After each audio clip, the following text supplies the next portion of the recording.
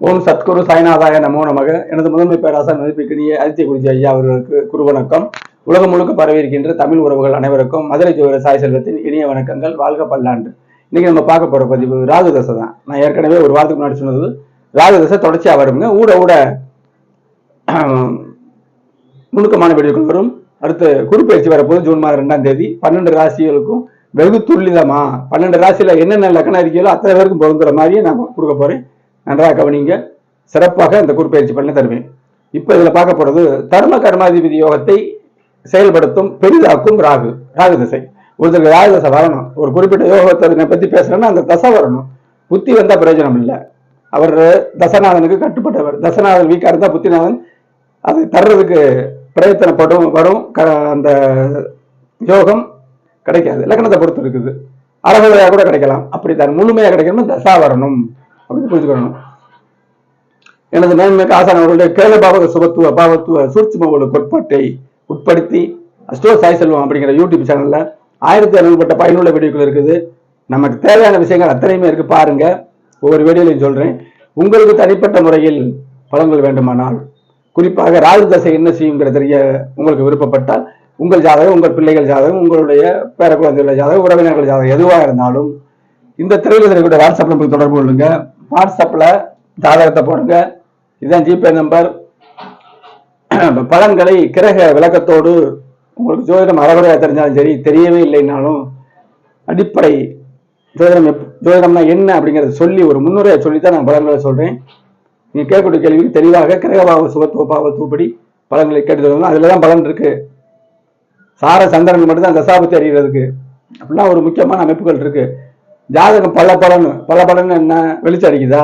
அந்த கிரகங்கள் வெளிச்சமா இருக்கணும். பாவகங்கள் 12 பாவகங்கள் கிரக தொடர்புகள் தான். நட்சத்திரம்னா அது நம்ம நினைக்கிறது அது எந்த பலனுமே இல்லை. சரிங்களா? வெளிச்சத்துல கிரக ஜோதிஷம் ஒளி, அந்த ஒளியோட அளவுகள் இருளின் அளவுகளை பார்த்தாலே நம்ம இவர் எப்படி வாழ்வார் அப்படி 100 ரூபா கிடைக்குதா, 50 ரூபா கிடைக்குதா, பொதுவான ஒரு கருத்து. 25 ரூபா கிடைக்குதா, 10 ரூபா தான் கிடைக்குதா அப்படிங்கிற அமைப்புலாம் தெளிவா தெரிஞ்சுக்கணும். நம்ம முயற்சி எல்லாம் அனைத்துமே இந்த ஜாதகத்துல அடக்கும். எல்லாம் சொல்லுவாங்க முயற்சியோட நிகழ்ச்சி அடையாது. எல்லாமே ஜாதகத்துல அடக்கும். எல்லாமே இங்க இருந்தா அனைத்துமே சிந்தனைகள் எல்லாமே இங்க இருந்தாங்க நடக்குது. இப்ப இதோட தலைப்பு என்னன்னா தர்ம கர்மாதிபதி யோகத்தை பெரிதாக்கும் ராகு திசை. ஒரு முன்னோட்டமா சொல்றேன். ராகு அற்புதமான கிரகம். ஆம் இடம் எருது சுறா நண்டு கண்ணி. இங்க ராகு இருந்தா நல்ல பலன். மேசம், ரிஷபம், கடகம், கன்னி, மகரம். இதான் நான் சொன்ன விஷயம். இங்க எல்லாம் ராகு இருந்தா நல்ல பலன் அப்படி சொல்லிட முடியாது. அங்கே இருந்து ராகு திசை கஷ்டப்படுற ஜாதகம் நிறைய இருக்கு. ஆகாத இடத்துல சனி செவ்வாயுடைய வீட்டுல இருக்கக்கூடிய ராகு அற்புதமான பலனை தரும். சுபத்தன்மை இருக்கும். ஒரு யோகங்கள் 1-4-7 கேந்திரம் 1-5-9 திரிகோணம் இதுலதான் பலன் இருக்கு. இது இணைஞ்சாங்கன்னா அந்த அந்த சம்பந்தப்பட்ட ராகு அந்த யோகங்கள் கொடுக்குற கிரகங்களை காட்டில பல மடங்கு வீரியமா கொடுக்கும். ராகு அசுர கிரகம். அசுர பலம் எப்படிங்கிறது நமக்கு தெரியும். அசுர பலம் சுபத்தன்மையா இருக்கணும். இல்லைன்னா தவற அதே மாதிரி கெடுதல் செய்கிற ராகவும் பல மடங்கு கெடுதல் பண்ணிட்டு போயிடும்.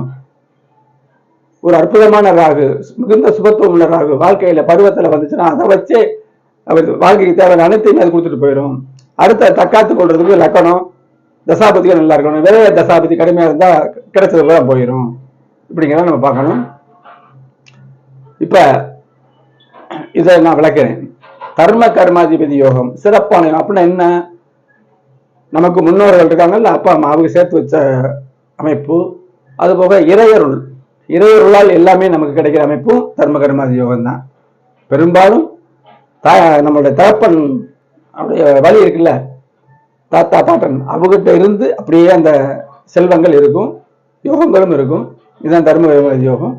இது இயற்கையிலேயே அந்த கிரகங்கள் செய்தால் நல்ல அமைப்பா இருக்கும். இப்ப விருச்சி இலக்கணத்துக்கு எடுத்துக்கிட்டீங்கன்னா சூரியன் சந்திரன் தர்ம கர்மாதி. 9ஆம் அதிபதி சந்திரன், 10ஆம் அதிபதி சூரியன். அப்ப 2 பேரும் சேர்ந்து அமாவாசை வந்துடும். அமாவாசை 2 கிரகம் சுபத்துவம் அடைஞ்சு அதுல சம்பந்தப்பட்ட சுக்கிரன் பார்த்து குரு இருந்து, குரு பார்த்து சுக்கிரன் அப்படிலாம் இருந்துச்சு வச்சுங்களேன், பலன் மாறுபடும். அமாவாசை தோஷம் யோகமா மாறிடும். தர்ம கர்மாதி யோகமா வரும். இப்ப சூரியன் வீட்லயோ சந்திர வீட்லயோ நல்ல சுபத்தன்மையோட ஒரு ராகு இருந்துச்சுன்னா ராகு அற்புதமா அந்த பலனை எடுத்து தெரிஞ்சிடும். ஒவ்வொரு லக்கணத்துக்கும் ஒவ்வொரு தர்ம கர்மாதிபதி யோகம் இருக்கு. இதை விளக்குறேன். இப்ப பாத்தீங்கன்னா மிதுன லக்கணம் போட்டிருக்கேன். மிதுன லக்கணத்துக்கு 8 9 கூடிய சனி, 10ஆம் அதிபதி குரு. தர்ம கர்ம யோகம் வந்துருச்சா? குருவும் சனி 9ஆம் இடத்துல 8ல இருந்தா போச்சு, பலன்கள் செதறும், கிடைக்காது, அறகுறையா கிடைக்கும். 9ஆம் இடத்துல அருமையா இருக்கு. செவ்வாய் போடல, இங்க எல்லாம் செவ்வாய் இருந்துச்சுன்னா தவறு, செவ்வாய் இங்க போடல, இங்க கூட வச்சுக்கோங்க. இப்ப இங்க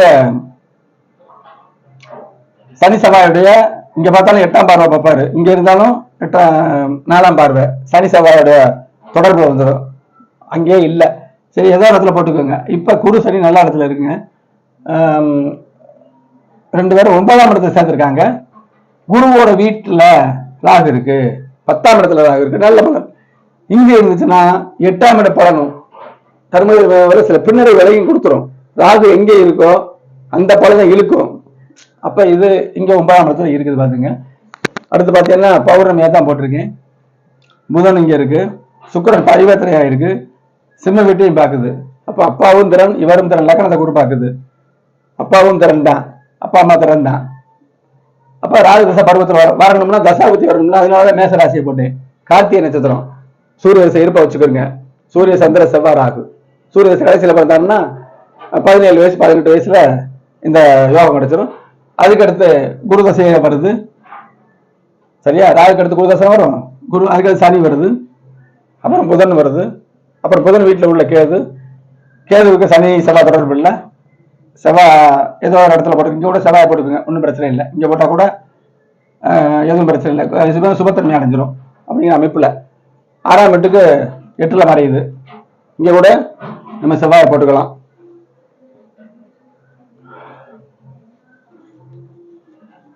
செவ்வாய் போட்டா இங்க கேதுக்கு தொடர்பு வரும். குரு பார்த்த செவ்வாய் சனி, சனியும் செவ்வாய் தொடர்பு கொள்றாரு எடுத்துக்கிறணும், குரு வழியா. சரியா? குரு வழியா தான் தொடர்பு கொள்றாரு, சுபத்தன்மையோட இருக்காரு.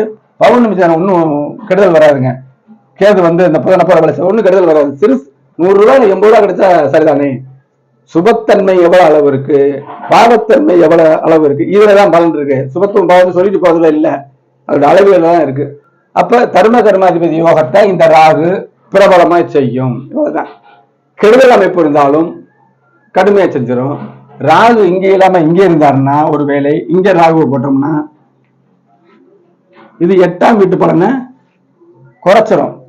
தர்ம கர்மாதிபதி யோகத்தை உங்களுக்கு இங்க ராகு இருந்தா குறைச்சிடும். அப்ப இதுதான் பெஸ்ட், இது சிறப்பு அப்படின்னு எடுத்துக்கணும். தசாபதிக்கும் கரெக்டா போட்டு பௌர்ணமி அமைப்பு. என்னைக்குமே ஒளி நிறைந்த ஜாதகம் பாலைவனத்தோட உணவு கிடைக்கும் சொல்லுவாங்க. என்னுடைய பழைய குருநாதர் பாலஜோடர் அவருடைய புத்தகங்கள்ல ஒருத்தர் எழுதுவார் அடிக்கடி, பாலைவனத்துக்கு போனாலும் உணவு கிடைக்கும்னா கிடைக்குமா? இல்ல, தர்ம கர்மாதிபதி யோகம் இருந்தா கிடைக்கும். உதாரணம் இப்படி தாங்க சொல்றது. என்ன பார்க்கக்கூடிய உள்ளூர் நண்பர்கள், வெளியூர் நண்பர்கள், வெளிநாட்டில் உள்ள வெளிமாநிலத்தில் உள்ளவர்களும் அறிவார்கள். ஒரு தரம் பார்த்து அடுத்து பார்ப்பாங்க. திருமணம் பார்த்து சிறப்பாக பார்க்கப்படும். திருமணம் எப்ப நடக்கும், எப்படி நடக்கும், எத்தகைய வாழ்க்கையோடு இருக்குங்கிறத அனுகூல பொருத்தம், 10 பொருத்தம் தெரிச்சு ஓடினாங்க. இல்லைன்னா ஒரு பிரயோஜனம் இல்லை. இன்னும் சொல்லிக்கிட்டே இருக்காங்க. காலத்துல அது வந்து அழிஞ்சிடும். என்னுடைய மேன்மைமிக்க ஆசானவர்களுடைய கிரக பாவ சுபத்துவ பாவத்துவ கோட்பாடு ஒன்றே எதிர்காலத்தை வழிகாட்டும் அப்படின்னு சொல்லி இந்த தர்ம கர்மாதிபதி யோகத்தை விளக்கி இருக்கேன். குருப்பெயர்ச்சி பலன் அடுத்தடுத்து தெளிவாக தரப்போறேன். ராகுதசை பற்றி ஒவ்வொரு லக்னத்துக்குமே எங்கெங்க இருந்தா என்னென்ன பலன் அப்படிங்கிறதெல்லாம் தெளிவா நான் சொல்றேங்க. உங்களுக்கு எந்த பலன் வேண்டுமானாலும் ஜாதகத்துல இந்த சொன்ன மாதிரி என்னுடைய வாட்ஸ்அப் தொடர்பு ஆன்லைன் முறையில சிறப்பாக பார்க்கலாம். நேரில் வர்றவங்க வர வெளியூருக்குள்ள உள்ளவங்க நேரம் வர்றாங்க. நேரம் வந்தா என்ன சிறப்பா நம்ம கேட்கலாம் அப்படிங்கிற எண்ணத்துல வர்றாங்க. ஒன்று அப்பாயின்மெண்ட் பண்ணிட்டு தான் வர்றாங்க. தெளிவாக பலன் சொல்லி தர்றேன், பொருள் சொல்றேன். கொஞ்சம் வர்றவங்களுக்கு முதல்ல துருவகணத்தை விட்டுட்டு துருவகணத்துக்கு மாற்று மண் ஒன்று இருக்கு, அதை பின்னாடி விளக்குறேன். குணம், அப்பாவோட எண்ணம் எப்படி இருக்காங்க, இதுவரைக்கும் எப்படி நடந்து வந்துச்சு வாழ்க்கை அப்படிங்கிறத கிரகபாவ சுபத்துவத்துல சொல்றோம். அற்புதமா புரிஞ்சுக்கிறாங்க, சந்தோஷத்தோட பலன் கேட்டு போறாங்க. அடுத்து ஒரு பயனுள்ள வீடியோவை சந்திப்போம். நன்றி, வணக்கம்.